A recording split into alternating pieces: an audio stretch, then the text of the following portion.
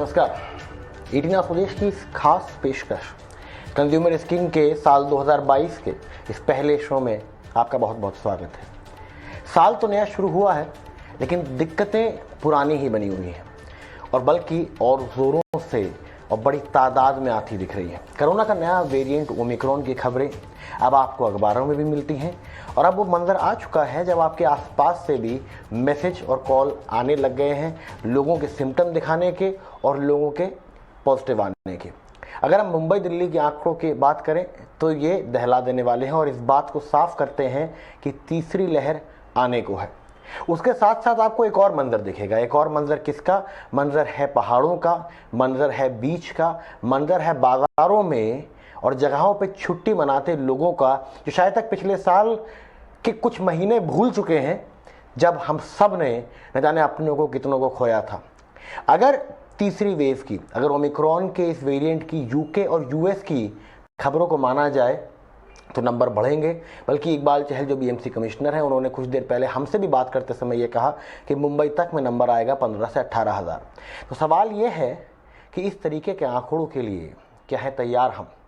मेरे साथ बात करने के लिए हमारे गेस्ट जुड़ेंगे। सबसे पहले मैं जाना चाहूँगा गिरधर ज्ञानी जी के पास, जो director general association of health care providers हैं। सर, मेरा पहला सवाल आपसे यही है कि अगर आप यूके के नंबर देखें, अगर आप यूएस के नंबर्स देखें, तो वहाँ भी माना कि हॉस्पिटलाइजेशन परसेंटेज के तौर पे कम है, लेकिन वॉल्यूम इतनी ज़्यादा है कि वो आंकड़ा स्टैंड अलोन कम नहीं नज़र आ रहा है। क्या आपको लगता है कि उसी तरीके के हालात बने तो हम तैयार हैं?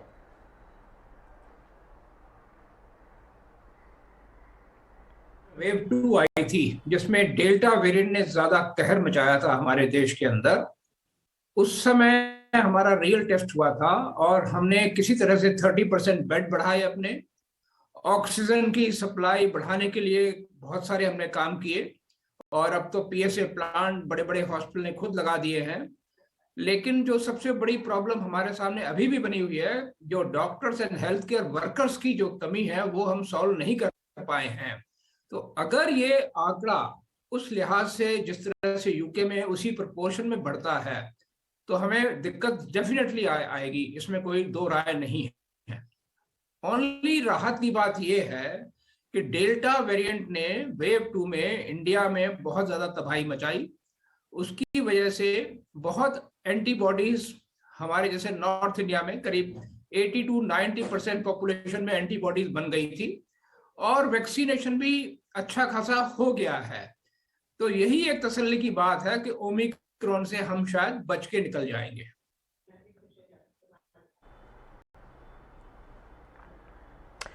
हमारे साथ हमारे बाकी पैनलिस्ट भी जुड़ चुके हैं। मैं उनको पहले इंट्रोडक्शन दे देता हूं। डॉक्टर राहुल पंडित, जो कि महाराष्ट्र कोविड टास्क फोर्स से हैं, और डॉक्टर संजीव चौधरी, जो कि इंटरनेशनल हेल्थ केयर कंसल्टेंट हैं और इससे पहले भी कई जगहों पर रह चुके हैं। डॉक्टर राहुल पंडित, सबसे पहला सवाल मेरा आपसे ही, क्योंकि मुंबई के अगर हम आंकड़े देखें, कल 8,000 थे, शायद तक हम बात कर रहे होंगे तो नए आंकड़े भी आ जाएंगे तभी तक।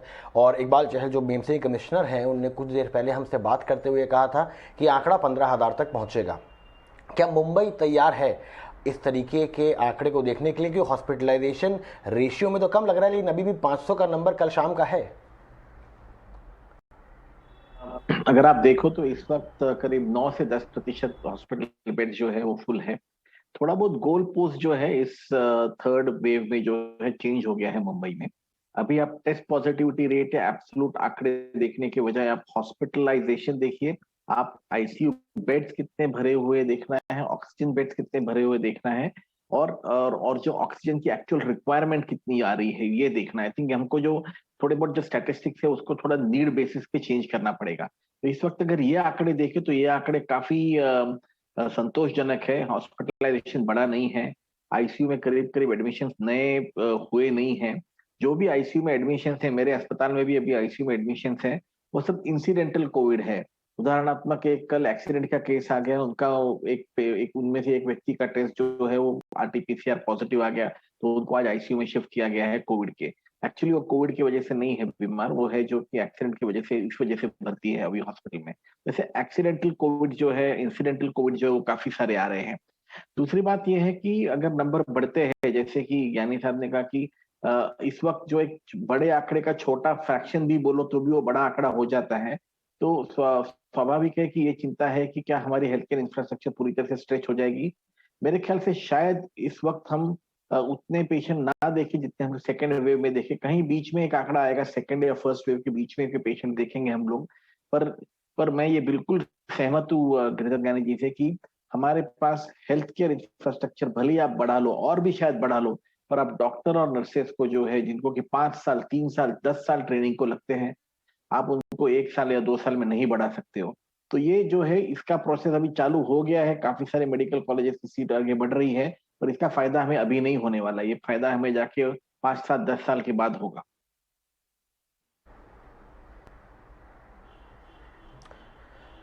राव सर, आपने बहुत इंपॉर्टेंट बात कही। मैं गिरधर सर आपसे इस सवाल पे आऊँगा, पर एक सवाल मैं लेता हूँ डॉक्टर संजीव चौधरी से। संजीव सर, पिछले जब हम वेव की बात करते हैं तो टेस्टिंग एक बहुत बड़ा इशू बन चुका था। 2-2 3-3 दिन में टेस्ट आपके बुक हो रहे थे और उसके बाद करीब 3 से 4 दिन में टेस्ट आ रहे थे। अब जिस तरीके के आंकड़े मिल रहे हैं, स्पेशली अगर आप न्यू ईयर के आसपास की बात करें, तो इमीडिएट और अगले दिन टेस्टिंग मिलना मुश्किल हो रहा था। क्या ये केवल न्यू ईयर की बात है? क्या हमारी टेस्टिंग कैपेसिटी फिर से तैयार है इस तरीके के टेस्टिंग के आंकड़े लेने के लिए? ये एक बहुत अच्छा सवाल है। पिछली वेव और इस वेव के बीच में जो सबसे बड़ा अंतर है कि इंडिया की टेस्टिंग कैपेसिटी बहुत अधिक बढ़ चुकी है। और मैं आपको, क्योंकि मैं वर्ल्ड वाइड लैब्स से जुड़ा हुआ हूँ, कॉन्फिडेंटली कह सकता हूँ that the testing infrastructure of India, जो भारत का इंफ्रास्ट्रक्चर है टेस्टिंग का, इस समय वर्ल्ड में सबसे एफिशिएंट और क्विक और वेल गियर्ड अप है। हमें तो एक प्रॉब्लम के दौर में 3 से 4 दिन लगते थे टेस्ट रिजल्ट देने में। आज बहुत सारी डेवलप्ड कंट्रीज हैं जहां उससे ज्यादा टाइम नॉर्मल कोर्स में लगता है। इस दौरान में between the third and the second and third wave बहुत सारी ऐसी सिचुएशंस थी कि लोगों को लगा कि अब शायद टेस्टिंग की कमी आने वाली है। इस समय private sector, which accounts for nearly 75% of India's testing load, is completely well equipped to take care of this. तो चाहे ये माइल्ड वेव हो या सिग्निफिकेंट वेव हो, इसमें टेस्टिंग सेक्टर किसी भी दृष्टि से पीछे नहीं रहने वाला। Within the same day, at most next working day, results will be available. ये जो न्यू ईयर की एक छोटी सी ब्लिप आई थी, जैसा राहुल जी ने पीछे कहा, all healthcare workers are also human, so there was a weekend, new year, so एक आधे दिन का, कुछ घंटों का मिसमैच था। बट आज मैंने ऑल ओवर इंडिया चेक किया है, हर जगह टेस्ट जो हैं बड़े सुचारू स्वाभाविक रूप से लिए जा रहे हैं और कोई बिल्डअप ऑफ डिलेज रिजल्ट्स का नहीं।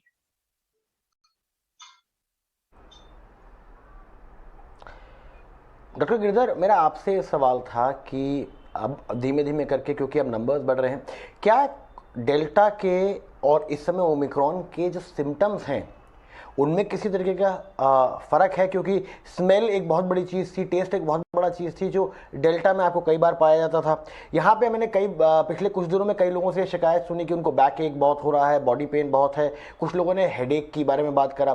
तो क्या अभी तक हम ये पता कर पाए हैं कि क्या 2 अलग अलग तरीके के सिम्टम्स हैं इनके वेरिएंट्स के? हालांकि राहुल पंडित इसके एक्सपर्ट हैं, लेकिन मैं आपको सिर्फ ये कह सकता हूं कि ये हर एक वायरस का अपना अपना नेचर होता है। जैसे इसका जो है ओमिक्रॉन को जो अभी तक नॉलेज है हम लोगों को, वो यही है कि ये अपर रेस्पिरेटरी सिस्टम में अटैक कर रहा है। इसका मतलब डीप डाउन द लंग्स में ये नहीं जा रहा है। That is why you are seeing that oxygen का रिक्वायरमेंट हमें नहीं हो रहा है।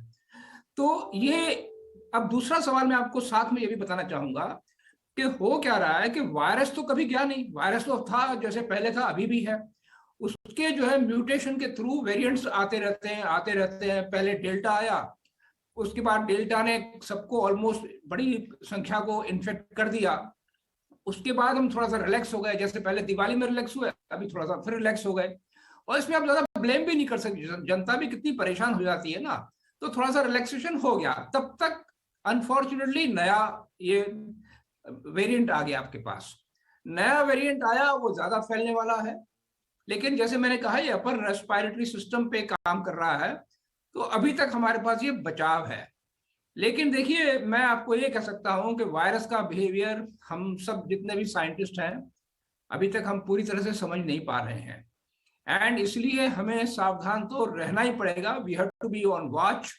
और पब्लिक को भी देखिए, अभी भी जो केसेस बढ़े हैं, कहाँ बढ़े हैं? जहां भीड़ हुई, शादियां हुई, पहाड़ों पे गए, वहीं बढ़े हैं केस। वैसे अदरवाइज इतने ज्यादा केस नहीं बढ़ते, लेकिन चलो बढ़ रहे हैं केस। हमें अच्छी बात सिर्फ एक बात मुझे डर ये है कि गांवों में और टीयर 3 टाउन्स में हमारे पास इंफ्रास्ट्रक्चर नहीं है। ये आपको मैं अच्छी तरह बता रहा हूं।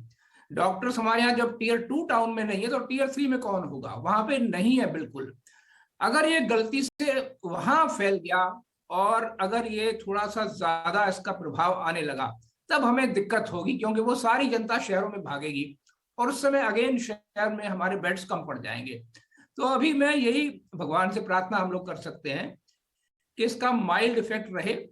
लेकिन क्या है, अगर लोग टेस्ट, जैसे ही माइल्ड इफेक्ट होता है उसको अगर हम टेस्ट करा लें, तो सिर्फ एक ही बात है कि जो दूसरों को इन्फेक्ट होने से आप अपने आप को अलग कर लोगे, क्योंकि अदरवाइज तो अपने आप में ठीक हो रहा है, मोस्टली 2-3 दिन के अंदर ठीक हो रहा है। लेकिन आप दूसरों को इन्फेक्ट ना करें, इसके लिए टेस्टिंग जरूरी है।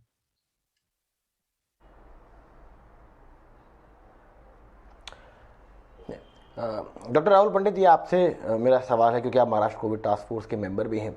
अगर मुंबई का पिछली बार का हम रवैया देखते हैं डेल्टा को, सबसे आखिरी में मुंबई खुला था। एक समय आया था जब मुंबई कर ने सवाल भी पूछने शुरू कर दिए थे कि दिल्ली खुल चुका है, सब जगह खुल चुकी है, मुंबई नहीं खुला। लेकिन उससे जो फायदा हमें यह हुआ कि मुंबई में सेकंड वेव सब जानते हैं कि का असर कम रहा। लेकिन इस बार थोड़ा सा बिहेवियर दिल्ली और मुंबई का उल्टा है। दिल्ली में जहां अभी से 4000 केसेस पे भी काफ़ी सख्ती है, थिएटर बंद है, ऑड इवन के मामले में चल रहा है, मुंबई में अभी तक उस तरीके की सख्ती नहीं आई है। तो क्या इसके पीछे की जो थॉट प्रोसेस है वो ये है कि क्योंकि ओमिक्रॉन के जो सीवियरिटी लेवल है वो कम है, इसलिए इकोनॉमी पे इम्पैक्ट कम से कम पड़े, इसलिए अभी तक बहुत ज़्यादा सख्त लॉकडाउन की बात नहीं सुनने में आ रही है? ऐसा है ना कि economy as well as health care दोनों इंपॉर्टेंट पहिए हैं। Of course health care precedence ले जाता है सबके ऊपर। अगर आपकी जान के ऊपर अगर धोखा आता है तो नो डाउट अबाउट दैट। परंतु दोनों चीजों को बैलेंस करके चलना बहुत जरूरी है। ये सिचुएशन गवर्नमेंट ऑफ महाराष्ट्र जो है वो बहुत बारीकी से देख रही है। करीब करीब डेली बेसिस पे इसके ऊपर रिव्यू हो रहे हैं। और अगर ऐसा लगता है कि कहीं भी सख्ती करने की जरूरत है और कुछ रिस्ट्रिक्शंस डालने की जरूरत है, तो डेफिनेटली रिस्ट्रिक्शंस जो है वो इम्पोज किए जाएंगे। जैसा कि आज आपने देखा कि बॉम्बे म्युनिसिपल कॉर्पोरेशन ने जो है स्कूल्स आज बंद कर दिए सिवाय 10th और 12th स्टैंडर्ड के, जिनके बोर्ड एग्जाम्स है। तो ये सिचुएशन डेली बेसिस पे इवॉल्व हो रही है और ये हमको डेली बेसिस पे देखना पड़ेगा। ऐसा एक सिटी और दूसरे सिटी को कंपेयर करके we will not be able to, हमको ये पूरी तरह से समझ में नहीं आएगा कि एक सिटी में क्या चालू है करके। तो ये daily day to day basis पे हमको कंपेयर करके देखना पड़ेगा कि हमें कहाँ जाना है और क्या रियायतें देनी है और क्या रिस्ट्रिक्शंस डालनी है।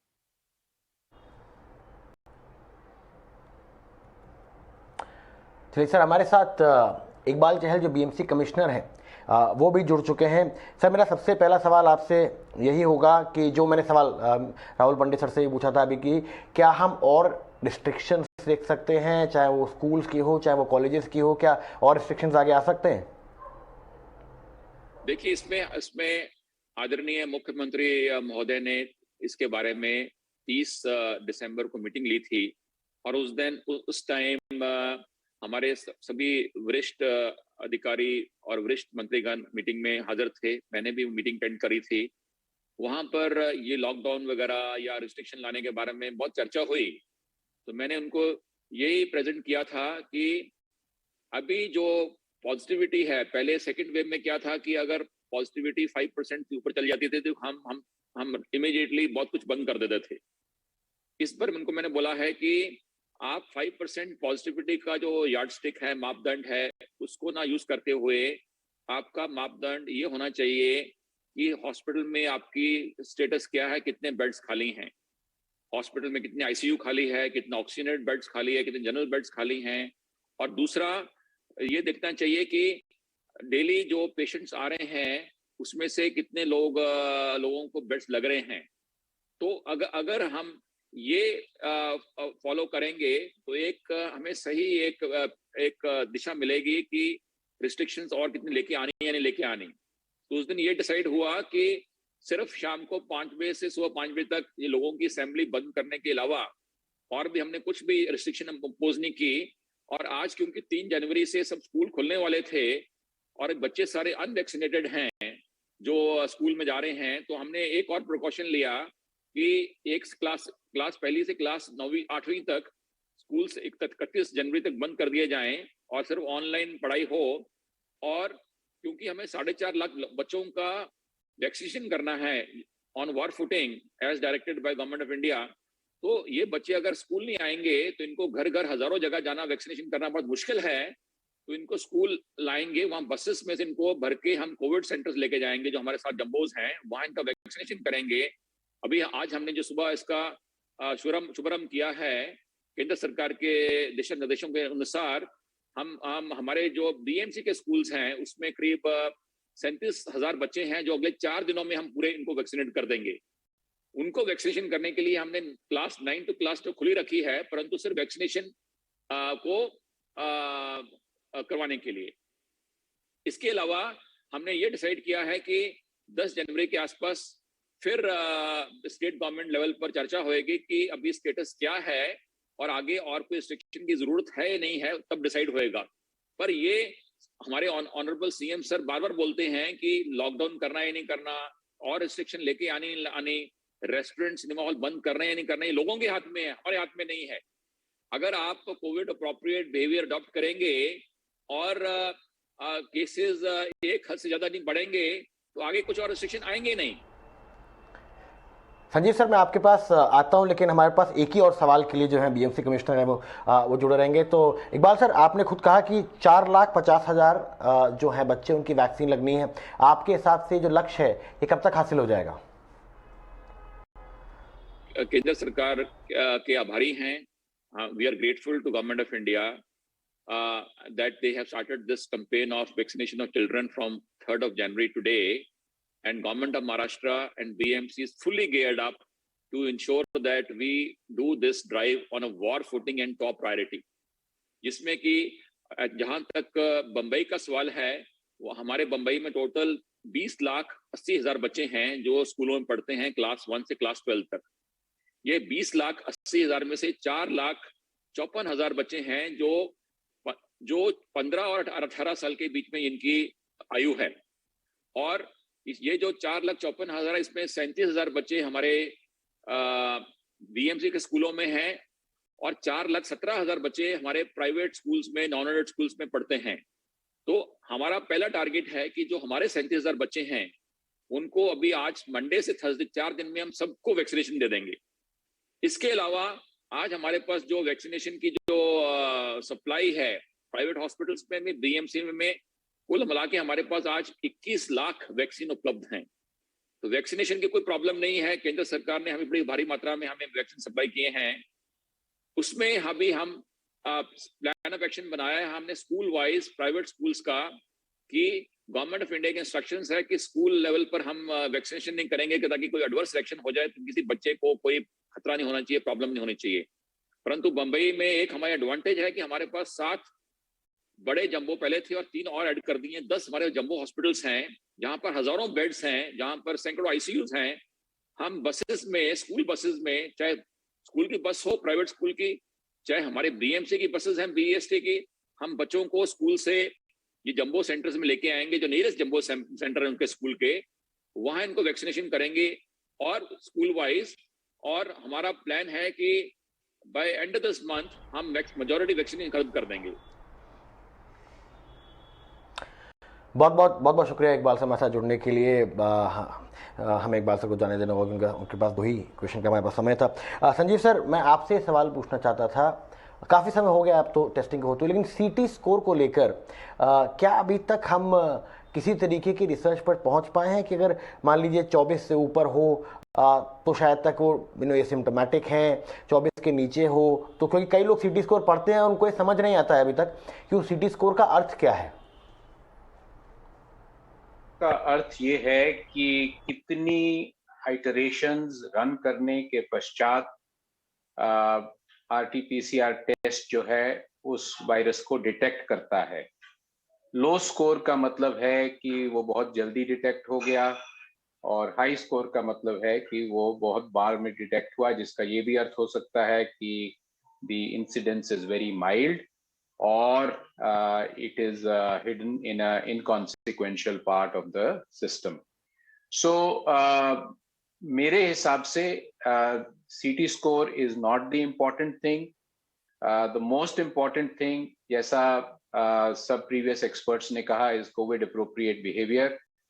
अब भी अगर हम सारे भारत में सभी का टेस्ट करें तो संख्या शायद ज्यादा होगी, लेकिन हमने हर पेंडेमिक में, हर एपिडेमिक में इंडिया में ये देखा है कि इम्यूनिटी लेवल्स हाई हैं, नेचुरल इम्यूनिटी बिल्डअप होता है, और बहुत सारे लोगों को पता भी नहीं होता और उसके पश्चात वो उस स्थिति से बाहर निकल जाते हैं।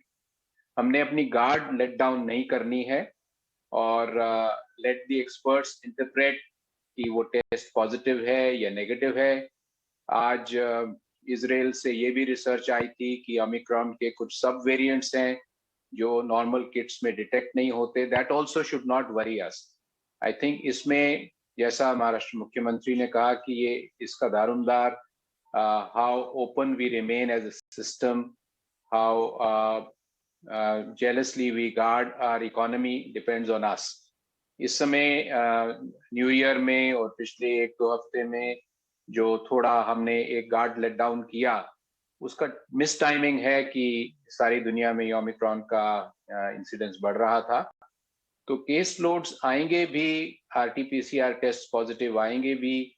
इस बारी हमारा ये अनुमान है कि जो CT स्कोर है वो यूजुअली 27-28 के ऊपर ही आएगा, which means it's the incidence is mild और उसमें कोई इतनी चिंता की बात नहीं है।